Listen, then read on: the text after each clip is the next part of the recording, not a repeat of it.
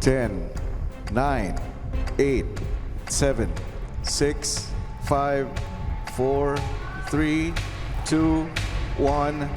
Time is up. Hands up. Sa pagtatapos ng oras, nagbigay na ng anunsyo si Kuya. Frankie at Aki, ang isa sa inyo ay nakakuha ng 34 plates, habang ang isa naman ay nakakuha ng 35 plates. Last 2 minutes.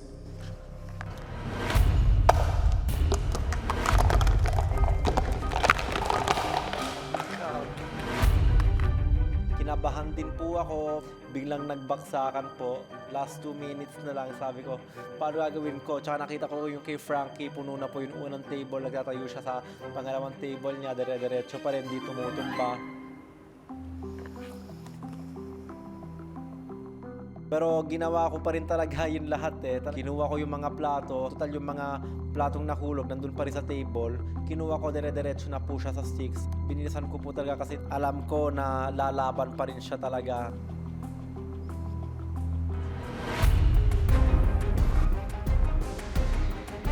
When I saw his get knocked over, I really felt I had an advantage.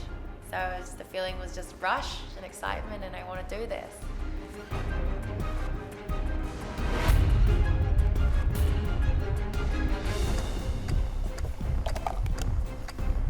Ten, 9, 8, 7, 6, 5, 4, 3, 2, 1. Time is up. Hands up. Sa pagtatapos ng oras, nagbigay na ng anunsyo si Kuya. Frankie at Aki, ang isa sa inyo ay nakakuha ng 34 plates, habang ang isa naman ay nakakuha ng 35 plates.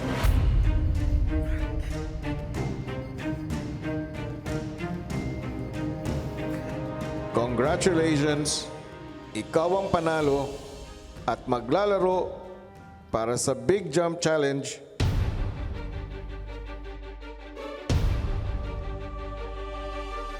Aki. Oh my god. That was so close. Nangangahulugan, Frankie, you are automatically nominated this week.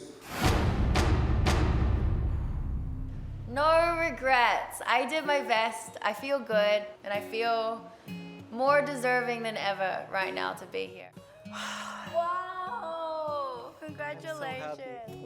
Sobrang mahalaga po talaga sa akin na magkaroon ng opportunity para sa Big Jump Challenge nga po. Pinaglalaban ko po talaga pangarap ko dito. So gagawin ko po talaga lahat para maabot yon.